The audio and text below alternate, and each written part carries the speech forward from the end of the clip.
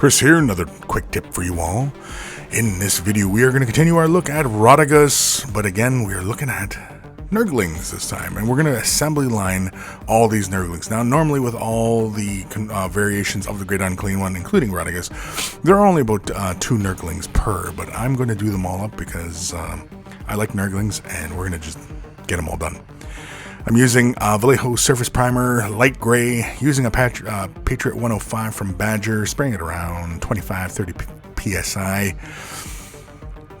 Waited a little while, probably about 20-30 minutes or so, just for the primer to dry, and then I come in with some Caliban Green. I'm using the Patriot 105, spraying it around 20 psi, and laying this base layer down on top of all these nurglings with the Caliban Green. It's from Citadel, and it's a Citadel Air color. Of course, you could use just regular Citadel colors through the airbrush too, just thin them out, or of course whatever paint line you happen to be using. You can see here, basically we're just laying this color down on the entirety of each of the little nurglings. I'm not too worried about the other details at the moment.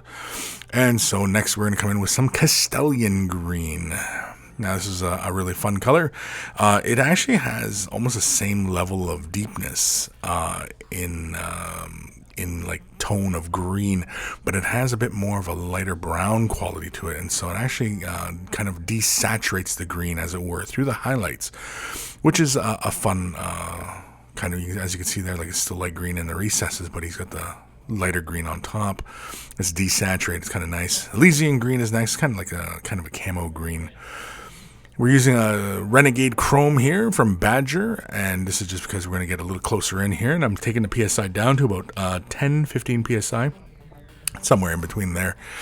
And you can see I'm spraying sort of a zenithal style highlight, and again, that was with the previous highlight color as well. We laid the zenithal down, and of course, as we're coming in closer here, I'm concentrating more of the color out towards the head, but also bringing the kind of the brush strokes out towards the outer edges, so I'm catching the extremities and such. But otherwise, just making sure that I'm getting most of the high points here. As you can see, the little collection is looking pretty good. Ogren Camo is next, and we're going to load this in, and we're going to add a little bit of thinner to this. And basically, we're going to concentrate this color right at the very top of the head, and we're just going to bring most of it in there, and that's pretty much it. And so you can see there, I'm just catching just a little bug guy's head there, and of course this little smiley guy, he's got more color coming in on his face, little squishy dude, and of course tentacle guy, he also gets a little bit more color on the top of the head. And this is just to bring focus to the models. Now, this is an assembly line type paint job, and I get a lot of questions about doing assembly line kind of work. And this is pretty much how you go about it. Either you're painting or airbrushing. Airbrushing just goes by just a little bit quicker. But otherwise you take, for example, like we're doing the horns now, and we're working with Rickarth Flesh. This is for the horns. Thinned out with just the dampness of the brush. And basically you just go through each of the models. And so we're doing all the horns, so we just go through and do all the horns of each of the little models. And basically that's really the quick way of going about assembly line. For example, like if we were to start from the beginning, it would have been just a straight up base coat of Caliban Green if we were applying by brush, and then went right to the highlighting phase. And you know, you just work through each of the little models. You're probably best having some sort of video playing or music playing, or you know, something along the lines. Just kind of shut your brain off and just kind of work through the process. This is really more muscle memory than, you know, artistic creativity, as it were, usually, because you know, you're just kind of going through the steps at this point. And again, you can see with the Seraphim Seppi here, we're just building up some tone through the horns, pushing the color down towards the closest point of the head, so that we're getting the deepest tones in there. See, we did it to all the horns, and again, I'm coming in just for a quick little second little layer. Just again, I want to deepen up that color in the horns. And pretty much with the shade washes, that's what we pretty much do with the tinting of each of the little horns and such. And of course, after I've done all the little guys, we're going to come back in with some Agrax Earth Shade. And basically, we are just going to put this in just very closely towards the base of the horn where it connects to the head. And we're just going to have a lot of that color just kind of saturate and build up there. Not too heavily, of course, because we don't want it to run into any other areas. But of course, if you do get any kind of runs or anything like that, just quickly rinse your brush off, use it, and draw the excess through the bristles, kind of like a sponge.